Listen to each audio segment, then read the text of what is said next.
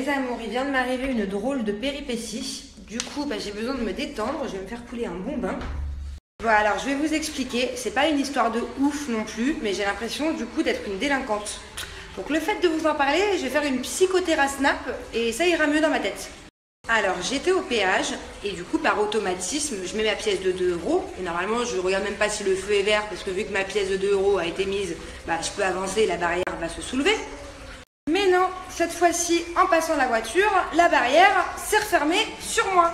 Autant vous dire que j'étais au téléphone avec ma tante en Bluetooth dans la voiture, j'ai poussé un cri de ouf, je crois que je lui ai transpercé les tympans. C'est impressionnant, une barrière qui se referme sur le toit de la voiture, ça a fait un bruit de dingue. J'ai vraiment flippé.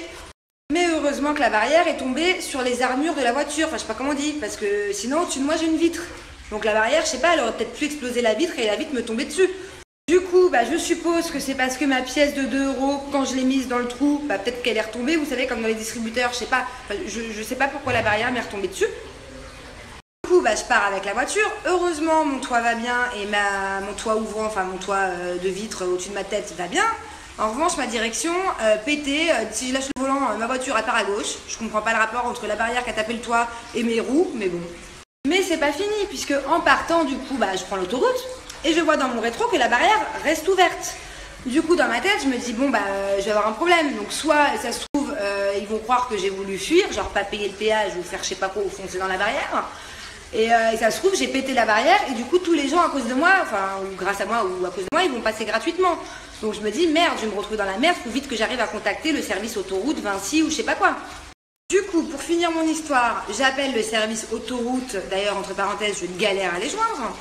Et là, j'explique à la dame et je dis, écoutez, je suis honnête, je veux payer du coup ce que j'ai certainement pas payé. Et puis j'espère surtout que j'ai pas dégradé la barrière ou quelque chose. Et là, la dame me répond, d'ailleurs pas très gentiment, mademoiselle, il n'y a plus rien à faire, voilà. Sachez que, en gros, un appel a été lancé pour qu'un de mes collègues vienne réparer ou réenclencher la barrière. Et vous avez été photographié, la voiture a été photographiée. Et même si vous voulez payer, vous ne pouvez pas passer, en gros je ne peux pas aller aux bornes Vinci des autoroutes. Non, il n'y a plus rien à faire, vous allez recevoir une contravention avec écrit en gros, c'est quoi le mot qu'elle m'a dit? Infraction au péage. À vous de voir si vous décidez de payer ou en gros de contrer le truc quoi. Non mais je vais me recevoir une amende avec écrit infraction en gros et j'ai pas fait d'infraction. En plus, j'ai pété ma voiture. Donc voilà, autant vous dire que je suis deg. Le bruit de la barrière qui me tombe dessus, ça m'a traumatisé pendant tout le voyage. J'étais comme ça. Et en plus, du coup, je passe pour une délinquante qui fait des infractions à forcer des péages. Super. Bon, bref, je change de sujet. En plus, du coup, je fais la gueule attentive parce que j'étais censée le suivre en voiture. Et monsieur, il s'est aperçu que j'étais plus derrière lui, genre un quart d'heure après. Merci, tanti. Du coup, j'ai boudé et je l'ai bloqué sur WhatsApp. Et là, je suis au premier étage et je le boude et je m'en fiche et je m'en fiche et je m'en fiche. Puis cette baignoire-là, elle met 1000 ans à se remplir. Donc, du coup, je vais essayer de me déstresser, de me remonter le moral. J'ai reçu 2 petits paquets dans l'entrée. Je vais aller voir ce que c'est. Et du coup, si ça me plaît ce qu'il y a dedans, je vous dirai ce que c'est. Je sais même pas c'est quelle marque que j'ai reçue, mais je pense que ça va. Et j'espère que c'est quelque chose que j'attendais depuis longtemps. Alors, je vous le montre enfermé. Parce que je suis en sous-vêtements en dessous. D'ailleurs, si je veux vous le montrer en ouvert, il faudrait que j'aille enfiler quelque chose en dessous. Et rien qu'en fermé avec une belle ceinture, ça peut faire stress, mais vraiment, c'est trop mon style. Et alors, ce qui est top, c'est que sur le site, ils y sont vraiment, elle y est vraiment en toutes les couleurs. Je vais vous montrer après. Voilà, j'aime trop. Et en plus, sur le site de Believe, c'est vraiment pas cher. C'est vraiment accessible à tout le monde. Donc voilà mes amours, n'hésitez pas à aller faire un tour sur le site. C'est vraiment un site sur lequel je vais très régulièrement. Dès que j'ai une pulsion de shopping, je me précipite sur... Coucou.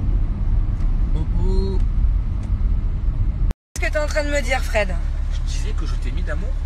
Oh, c'est mignon. Moi aussi je t'aime, Fred. Mais je sais, on s'aime comme des fous. C'est ça, comme des fous, comme des soldats, comme des stars de cinéma.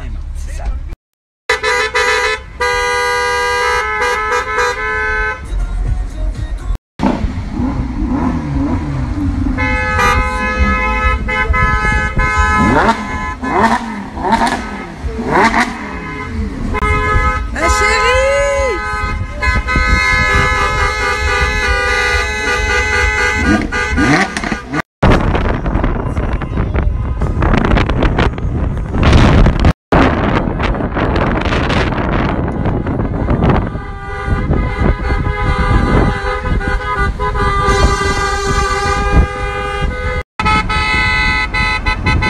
a bloqué l'autoroute.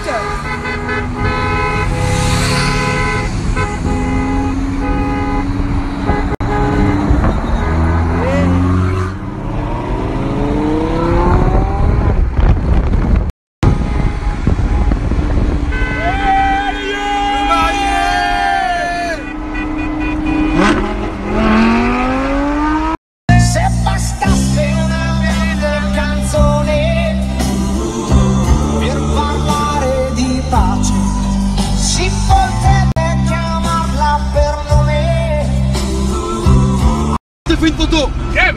Yo, on s'arrête et je te fais une photo sur l'autoroute. La vie de ma mère. C'est un ouf, il veut bloquer l'autoroute.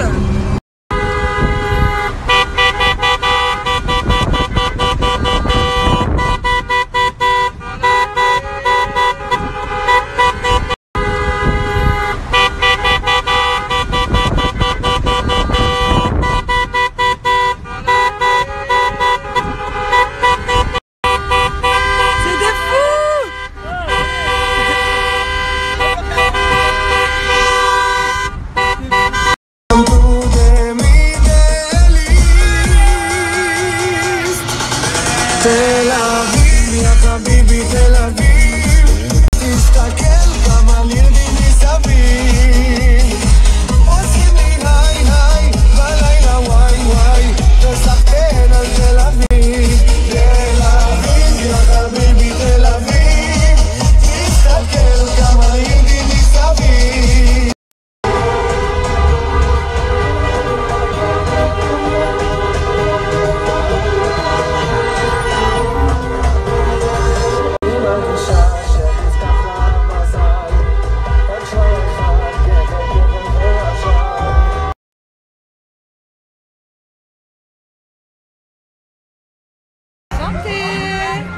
Santé ma future.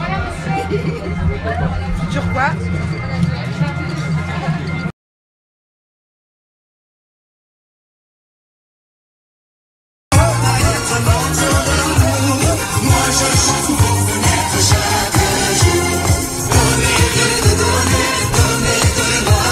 Bah voilà mes amours, je peux me reconvertir, je l'avais dit hier, je peux devenir voyante, je suis morte des pieds. Voilà, j'ai mis mes nouvelles Louboutin et je les tiens pas plus de 3 heures sans avoir une tonne d'ampoules et sans être obligée de m'asseoir. Alors moi j'ai une question pour tous les fabricants de chaussures de marque de luxe. Pourquoi est-ce qu'avec une paire comme ça à 20 €, cette paire là je l'ai achetée 20 €, j'ai moins mal aux pieds qu'avec une paire qui coûte 30 fois plus cher? Alors est-ce qu'on peut m'expliquer pourquoi est-ce que quand j'achète des paires à 20 € j'ai pas mal aux pieds? Donc du coup j'ai changé de chaussures et je préfère mettre celles-là, elles sont bien plus pratiques et bien plus agréables. Merci Christian. Donc moi je dis vive les chaussures du marché, voilà. C'est très bien, jamais mieux servi que sur le marché. Ah, et mes snappeuses, vous êtes nombreuses à me demander où est-ce que j'ai acheté mon collier. Non, ce ne sont pas des vrais diamants, sinon j'en aurais eu pour je sais pas combien. Mais c'est Swarovski qui fait ça, voilà. Pareil avec les petites boucles d'oreilles qu'on voit pas avec mes cheveux d'ailleurs. Et ça va, c'est raisonnable le prix, je crois que j'ai payé l'ensemble 180 €, 200 €. D'ailleurs, ce petit détail, c'était pas que pour mes snappeuses, c'était aussi pour mes snappeurs. Voilà, si vous voulez offrir un beau bijou à votre chérie sans vous ruiner, un beau bijou à votre maman, à votre petite soeur, à votre cousine, à je ne sais pas qui. Voilà, filez chez Swarovski et il y a tout ce qu'il faut pour pas très cher. Et ça brille, autant que des diamants.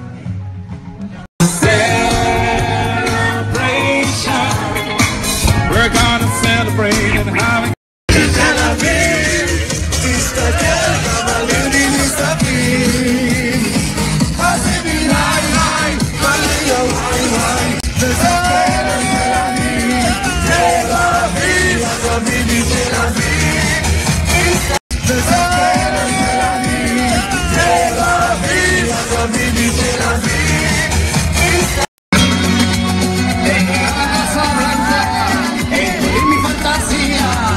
Una guitarra única lo canta, canta de Andalucía, en la Casa Blanca, la blanca, porque son los chiquitos. Le bisou, le bisou, le bisou.